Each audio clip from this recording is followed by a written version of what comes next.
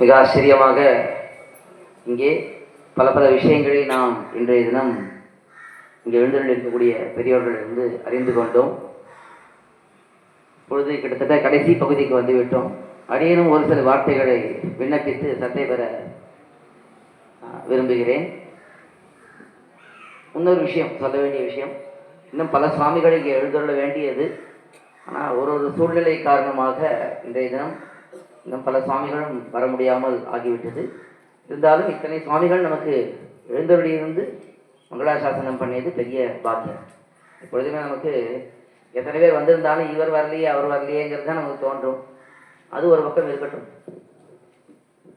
எம்பாருடைய 1000வது வருஷத்திலே 1000வது திருவதார வைபவத்திலே நாம் எல்லாரும் இப்படி கூடியிருந்து அனுபவிக்கக்கூடிய ஒரு பெரிய பாக்கியம் இங்கே நமக்கு ஏற்பட்டிருக்கிறது. எம்பாருடைய அவதார ஸ்தலத்திலேயே அவருடைய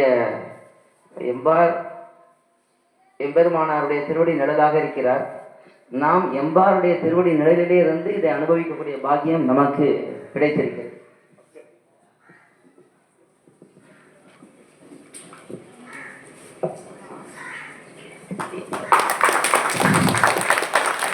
சுவாமிக்கு எம்பாரனுடைய இந்த திருநட்சத்திர வைபவத்தில் எல்லாரையும் கூடியிருந்து இணைத்து இந்த ஸ்ரீ வைஷ்ணவ மாநாட்டுக்கு ஒரு இது ஊன்றுகோலாக இருந்து கொண்டு சுவாமி இந்த வைபவத்தை நடத்தினார். அவருக்கு ஒரு சிறு உபகாரம்.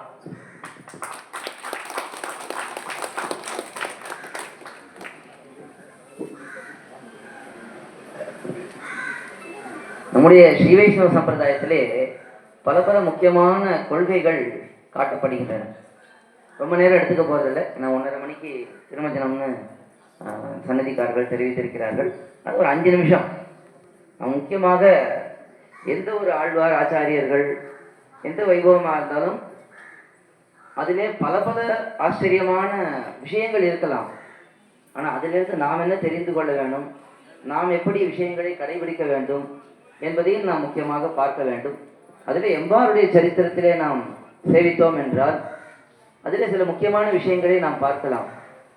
இப்போ தேவதாந்தர சம்பந்தம், அப்படி ஸ்ரீ வைஷ்ணவ சம்பிரதாயத்திலே ஸ்ரீ வைஷ்ணவன் என்று சொன்னாலே முதல்ல அவனுக்கு தேவதாந்தர சம்பந்தம் இருக்கக்கூடாது. தேவதாந்தர சம்பந்தம் இருந்தாலே அவருக்கு ஸ்ரீ வைஷ்ணவர் இல்லைன்னு ஆயிடுது. ஏன்னா ஸ்ரீ வைஷ்ணவ லட்சணம் சொல்லும் பொழுதே திருவடித்தன் நாமம் மறந்தும் புறந்தொழா மாந்தர் என்று சொல்வதனாலே முதல்ல ஸ்ரீ வைஷ்ணவன்னா எது அடையாளம்? மற்ற தேவதைகளிடத்தில் போகாமல் இருப்பவர். அப்போ நாம் முதல்ல அதை பண்ணுறோமாக நாம் பார்த்து கொள்ள வேண்டும். எம்பெருமான் ஒருவனே நமக்கு உத்தேசியம். எம்பெருமான் நீங்கள் சொல்லும் பொழுதே எம்பெருமானுக்கு உயிராக இருக்கக்கூடிய பிராட்டிமார்கள், எம்பெருமானுக்கு உயிராக இருக்கக்கூடிய ஆழ்வார்கள், ஆச்சாரியர்கள், மிகவும் பிரியமான பக்தர்கள், அவர்களை நாம் அதை எம்பெருமானுக்குள்ளே தான் அடக்கி வைத்துக் கொள்ள வேண்டும்.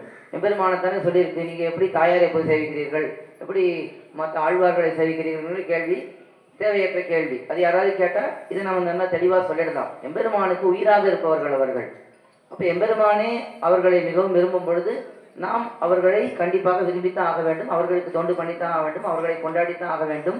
எம்பெருமானுக்கு எவ்வளவு உற்சவம் எவ்வளவு வைபவம் கொண்டாடுகிறோமோ அதே அளவுக்கு தாயாருக்காக இருக்கட்டும், ஆழ்வார்களுக்காக இருக்கட்டும், ஆச்சாரியர்களாக இருக்கட்டும், அந்த எம்பெருமானுக்கு பிரியமாக இருக்கக்கூடிய தற்காலத்திலே வாழக்கூடிய அடியார்களாக இருக்கட்டும், எம்பெருமானே எல்லாம், எம்பெருமானே உபாயம், எம்பெருமானே உபேயம். அதுதான் எம்பெருமானே எல்லாம்னு என்ன அர்த்தம்? அவனே நமக்கு வழியாக இருக்கிறான், அவனே நமக்கு குறிக்கோளாக இருக்கிறான். இது முதல் நிலை. எம்பெருமானுடைய அடியார்கள், ஆச்சாரியன், பாகவதர்கள் இவர்களே நமக்கு வழியாக இருக்கிறார்கள், அவர்களே நமக்கு குறிக்கோளாக இருக்கிறார். இது உயர்ந்த நிலை. முதல் நிலையில் முதல்ல நாம் வரணும். அதுக்கு பிறகு கொஞ்சம் கொஞ்சமாக படிப்படியாக 2வது நிலைக்கு, உயர்ந்த நிலைக்கு போக வேண்டும். இது மிக முக்கியமான விஷயம். இது எம்பார் எப்படி இருந்தார்? தேவதாந்தரபரராக இருந்தார். ஏதோ ஒரு சூழ்நிலையினாலே ருத்ரனிடத்திலே பக்தி கொண்டு அந்த ருத்ரனை வழிபட்டு கொண்டிருந்தார். ஆனால் பெரிய திருமல் நம்பியாலே திருத்தப்பட்டு எம்பெருமானாரிடத்திலே வந்து சேர்ந்தார். அதற்கு பிறகு பெரிய திருமல் நம்பியாலே திருத்தப்பட்ட உடனேவே என்ன சொல்லிவிட்டார்? இனிமேல் நமக்கு மற்றொரு தேவதையிடத்தில் ஒரு சம்பந்தமும் கிடையாது என்பதை உறுதியாக புரிந்து கொண்டார். இப்போ நாமும் கூட ஏதோ ஒரு காலத்திலே வேறு தேவதைகளை சேவித்திருக்கலாம்.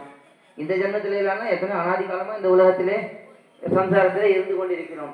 எத்தனையோ பிறவிகள் எடுத்திருக்கோம், எங்கெங்கேயோ விழுந்திருப்போம், யார் காலையோ விழுந்திருப்போம். இன்னைக்கு நமக்கு எம்பெருமானுடைய திருவடிகள் ஆழ்வாராச்சாரியோட திருவடிகள் கிடைச்சிருக்கா? இனிமேல் நாம் எப்படி இருக்கணும்? இனி ஒரு தேவதையிடத்திலே முன்பு நிற்கக்கூடாது. இனி ஒரு சாமானியமான ஒரு மனிதனிடத்திலே போய் எனக்கு இதை பண்ணி கொடு அதை பண்ணி கொடு என்று கேட்கக்கூடாது. இன்னைக்கு தேவதாந்திரங்கள் தானே சொல்லியிருக்கு. நான் ஏதோ ஒரு இடத்திலே போய் நிற்கிறேன் என்று சொன்னால் அது பொருத்தம் இல்லை. தேவதாந்திரங்கள்னு சொன்னது உபலட்சணம் தான். மற்ற தேவதாந்திரங்களிடத்தே பிரம்மாண்டே ருத்ரண்டே போகக்கூடாதுன்னா இன்னைக்கு இருக்கக்கூடிய எளிய எலும்பர்கள் இவர்களிடத்துல போய் நாம் எதுக்காக நிற்க வேணும்? ஒருத்தரிடத்துல ஒரு காரியத்துக்காக போய் கை நீட்டக்கூடாது, ஒருத்தரிடத்துல நிற்கக்கூடாது என்பது மிக முக்கியம். அப்போ மற்ற தேவதைகளை வணங்கக்கூடாது என்பதை நமக்கு எம்பார் நன்றாக எடுத்து காட்டினார். எப்படி காட்டினார்? இந்த பிறவிலேயே அவர் வேறு தேவதையிடத்துல போய் இருந்தாலும் அதிலே அன்பு இருந்திருந்தாலும் எப்பொழுது ஆச்சாரியனால் திருத்தப்பட்டாரோ அதற்கு பிறகு ஒரு தேவதை இடத்திலே போய் இருக்கவில்லை என்பதை நாம் பார்க்கிறோம். அதே போலத்தான் நாமும் இருக்கணும். அதுதான் அந்நியசேஷத்துவம் கழிகை என்று நம்முடைய சம்பிரதாயத்தில் சொல்லுகிறார்கள். அனன்யாக சேஷத்துவம். அனன்யாக சேஷத்துவம்னா என்னது? பகவான் ஒருவனே நமக்கு ரக்ஷகன், கடைவாய் துன்பம் களையாதொழிவாய் கலைகன் மற்றிலேன் என்கிற அந்த உறுதிப்பாடு. நீ என்னுடைய துன்பத்தை போக்கினாலும் சரி போக்காட்டியும் சரி உன்னை தவிர நான் வேறு ஒருத்தரிடத்திலே போக மாட்டேன் என்கிற உறுதிப்பாடு. அது நமக்கு எங்கிருந்து தெரிகிறது? எம்பாருடைய சரித்திரத்தில் நன்றாக தெரிகிறது. என்னைக்கு அவர் அங்கிருந்து வந்தாரோ திரும்ப அங்கே போனதாக சரித்திரமே இல்லை. அப்படி எம்பார் நமக்கு முக்கியமாக இந்த விஷயத்தை எடுத்து காட்டுகிறார். அதை உபதேசமாகவும் பண்ணியிருக்கிறார். ஒன்னும் தெய்வம் பதிகத்துடைய வியாக்கியான அவதாரிகையிலே ரொம்ப அழகாக ஒரு விஷயத்தை எடுத்து காட்டுறார். இந்த ஒன்னும் தெய்வம் பதிகத்தினுடைய அவதாரிகை ஒவ்வொரு ஸ்ரீ வைஷ்ணவனும் கண்டிப்பாக கேட்க வேண்டியது. அதை நன்றாக கற்றுக்கொள்ள வேண்டும். ஒரு ஆச்சாரியத்தை அடிபணிந்து கேட்க வேண்டும். ஏன்னா அதிலே நம்முடைய சம்பிரதாய ஆள் பொருள்களை மிக அற்புதமாக எடுத்து காட்டியிருக்கார் நம்பிள்ளையை போல அந்த விஷயத்தை சொல்றது யாராலேயும் முடியாது. அதிலே ஒரு விஷயம் எடுத்து காட்டுகிறார். எம்பாருடைய நிர்வாகம் என்று எடுத்து காட்டுகிறார். என்ன காட்டுகிறார் என்றால், எம்பார் சாதிப்பாராம், நம்முடைய ஸ்ரீ வைஷ்ணவ தரிசனத்திலே எத்தனையோ பண்டிதர்கள் எதையோ பின்பற்றி கொண்டு போய் கொண்டிருக்கிறார்கள். நம்முடைய ஸ்ரீ வைஷ்ணவ தரிசனத்திலே ஒன்றும் படிப்பறிவில்லாத சாமானிய ஸ்திரீகள் கூட தேவதாந்திரங்களை எப்படி நினைப்பார்கள் என்றால் அடிப்படை கல்லோபாதி நினைப்பார்கள் என்று காட்டுகிறார். மற்ற தேவதைகளை அடிப்படை கல்லுன்னா என்ன அர்த்தம்? உடனே தாழ்ச்சியாக சொல்லுகிறான்னு நினைக்க வேண்டாம். அடிப்படை கல்லுன்னா அடுப்பை வைக்கிறதுக்கு. இன்னைக்கு நமக்கு எல்லாம் புதுசாக அடுப்பெல்லாம் வந்துடுத்து ஏதோ நம்ம உபயோகப்படுத்துறோம். அந்த காலத்துல என்ன பண்ணுவார்கள்? 4 கல்லை வச்சு அடுப்பு பண்ணிடுவா, அவ்வளவுதான். அப்ப அந்த கல்லுக்கு என்ன பிரயோஜனம்? அந்த அடுப்பை எரிக்கிறது தான் அந்த பிரயோஜனம். அதுக்கு மேல அதுக்கு பிரயோஜனம் இல்லை. அதே போல இந்த தேவதாந்தரங்களுக்கு என்ன பிரயோஜனம்? எம்பெருமான் அவர்களை இந்த உலகத்தை நடத்துவதற்காக நியமித்திருக்கிறான். அவர் எம்பெருமான் ஏற்படுத்தின தேவதைகள் தான். நாட்டினான் தெய்வம் எங்கும் நல்லதோர் அருள் தன்னாலே காட்டினான் திருவரங்கம் உய்பவர் குய்யும் மண்ணும்னு மற்றவர்களுக்கு மற்ற தேவதைகளை எம்பெருமான் காட்டியிருக்கிறான். நமக்கு திருவரங்கத்தில் ஏற்படைய பெரிய பெருமானை காட்டியிருக்கிறான். அவனே தன்னை காட்டி கொண்டிருக்கிறான். அப்படி இருக்கிறதுனாலே அந்த தேவதைகளுக்கு ஒரு பிரயோஜனம் இருக்கு. யாருக்கு? நமக்கு இல்லை, இந்த உலகத்துக்கு இருக்கு. யார் அந்த தேவதைகளை போய் வணங்குகிறார்களோ தாராளமா வணங்கட்டும். அவர்களுக்கு அந்த தேவதைகள் மூலமா நல்லது நடக்கிறதா நடக்கட்டும். ஆனால் ஸ்ரீ வைஷ்ணவர்களை பொறுத்தவரைக்கும் என்னது? அவர்களுடைய அந்த பிரயோஜனத்துக்காக மட்டும்தான் இருக்கார்கள். நாம் ஒரு காலத்திலேயும் அந்த தேவதைகள் முன்பு போய் நிற்கிறது. தேவதைகள்னு சொன்னது எல்லாரையும் தான். தேவதைகள் வேண்டாம்னு சொல்லிட்டு சாமானியமா யாரோ ஒரு தடுத்து காலில் போய் நாம் நின்னோம்னா என்ன அர்த்தம்? அதுவும் அது பொருத்தம் கிடையாது. ஆக நமக்கு யார் காரியத்தை பண்ணி கொடுப்பவர்? எம்பெருமான் ஒருவனே பண்ணி கொடுப்பான் என்கிற அந்த உறுதிப்பாடு, அதை எம்பார் நமக்கு நன்றாக காட்டுகிறார்.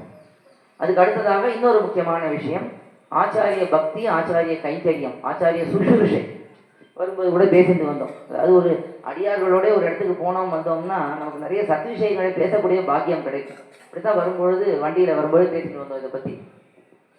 ஆச்சாரியனிடத்தில் நமக்கு பக்தி இருக்க வேணும். ஏன்னா நமக்கு ஆச்சாரியன் என்றால் யாரு? நம்மை திருத்தி பணிகொள்பவர். ஒரு கட்டாந்தரையை கூட இருக்கக்கூடிய நம்மை நன்றாக பசுமையாக இருக்கக்கூடியவனாக மாற்றக்கூடியவர். அவருக்கு தான் ஆச்சாரியன்னு பேரு. ஆச்சாரியன் என்றாலே தான் நன்றாக சம்பிரதாய அர்த்தங்களை பெரியவர்களிடத்தில் கேட்டு தெரிந்து கொண்டு அதை தன்னுடைய அனுஷ்டானத்திலே கொண்டு முதல் தான் அனுஷ்டிக்கணும். இதை தாம் கற்றுக்கொண்டால் அதை முதல் தாம் அனுஷ்டிக்க வேண்டும்.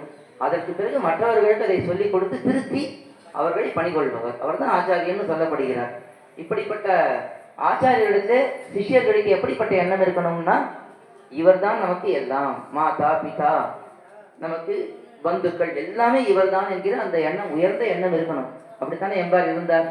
பெரிய திருமண நம்பிடத்தில் ஈடுபட்டு இருந்தார். அவரே எல்லாம் இருந்தார். எந்த அளவுக்கு இருந்தார்னா, எம்பெருமானார் கூட்டுட்டு போறார், வேண்டாம் திருப்பி போயிட்டார். யாராவது அப்படி போவார்களா? எம்பெருமானார் ஒருத்தரை கூட்டிட்டு போகும்பொழுது எனக்கு வேண்டாம், எங்க பெரிய திருமணம் நம்பி இருக்கார், அவர்கிட்ட நான் போறேன்னு போவார்னா அப்ப எவ்வளவு ஆச்சாரிய பக்தி அவருக்கு இருக்கு. நம்மை திருத்தி பண்ணி கொண்டவர் எம்பெருமானார் நியமித்து திருத்தினாலும் திருத்தி பண்ணி கொண்டவர் பெரிய திருமணம் நம்பி தானே. அவர் தான் நடையா நடந்து காலகட்டத்தில் வந்து இவருக்கு நல்ல அர்த்தங்களை சொல்லிக் கொடுத்து இவரை திருத்தினது. அப்ப அந்த ஆச்சாரியத்தை அவ்வளவு பிரதிபத்தி அவருக்கு. இந்த ஆச்சாரியன் நம்ம திருத்தினவர், எம்பெருமானாரே வந்து நம்ம அழைத்து கொண்டு போனாலும் கூட நாம் ஆச்சாரியத்துல தான் போவோம் என்று திரும்பி போனார். ஆனா அப்புறம் என்ன சொல்லிட்டார் பெரிய திருமணம் நம்பி, இல்ல உங்க நான் அவருக்கு கொடுத்து விட்டேன். என்னோட எனக்கு ஒரு ஆனந்தம் என்றால் எது, அது நீர் அவருக்கு போய் தொண்டு பண்ணுவது என்று அவர் திரும்பி உறுதியாக சொல்லவே தான் எம்பெருமானாரிடத்துல போனார். அப்படிப்பட்ட ஆச்சாரிய நிஷ்டையிலே அவர் எம்பார் இருந்தார். அப்ப நாமும் எப்படி இருக்கணும்? நமக்கு இதை போல ஒரு நல்ல ஞானத்தை ஏற்படுத்தி நல்ல வழிப்படுத்தி நமக்கு எம்பெருமானிடத்துல கொண்டு போய் சேர்க்கக்கூடிய ஆச்சாரியர்களிடத்திலே அந்த பக்தி இருக்க வேண்டும். அவர்கள் தொண்டு பண்ணணும். இன்னைக்கு கூட பல சமயங்களில் பல விஷயங்கள் நாம் பார்க்கிறோம். பல பேர் ஆச்சாரியத்தை சம்பந்தம் பெறுகிறார்கள். அது பஞ்சசம்ஸ்காரம் பெறக்கூடிய ஆச்சாரனாக இருக்கட்டும், நல்ல காலக்ஷேபங்களை ஒருத்தரிடத்தை கேட்பதாக இருக்கட்டும், அதெல்லாம் நம்ம நல்லா பார்க்கிறோம், நிறைய நடக்கிறது.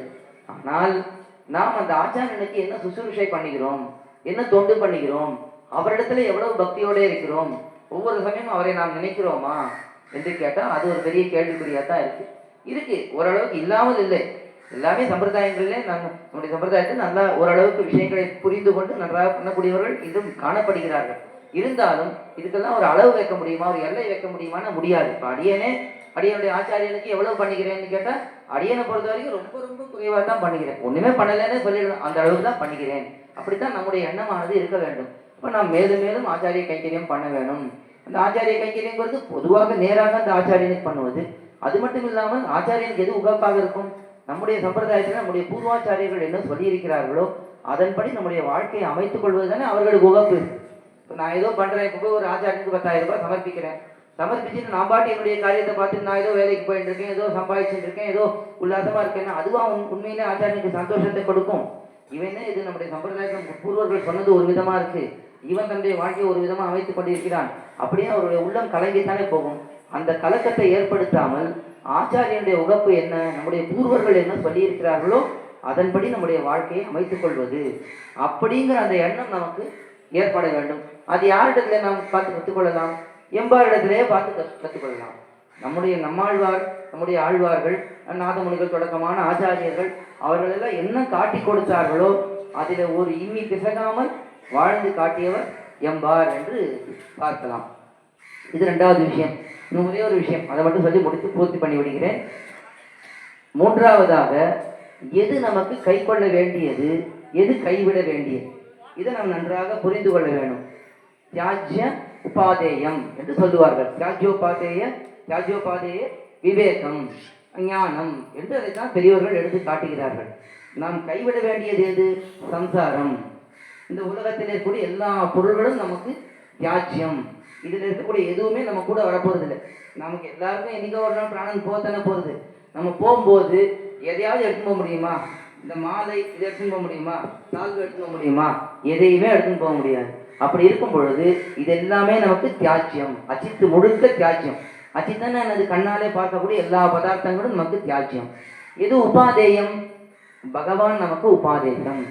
ஆத்ம குணங்கள் நமக்கு உபாதேயம்.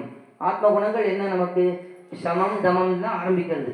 சமம்னா உள்ளிந்திரியங்களை அடக்குவது, தமம் என்றால் வெளி இந்திரியங்களை அடக்குவது. இதை மாற்றி சொல்வாரும் உண்டு. மாமனிகள் தான் எடுத்து காட்டுறார் வியாக்கியானத்தில். சமமும் தமம்னா இந்திரியங்கள் அது அடக்கப்பட வேண்டும். உலக விஷயங்களே நம்முடைய புலன்கள் அப்படியே தட்டி பாய்ந்து திரியக்கூடாது, அது தெரியாமல் அடக்க வேண்டும். இது முதலான பல பல ஆத்ம குணங்கள். எத்தனையோ நமக்கு கருணை இருக்க வேண்டும். ஸ்ரீ வைஷ்ணவர்கள்னா உலகத்துக்கு ஒரு முன்மாதிரியாக இருக்க வேண்டும், நல்லோர்கள்.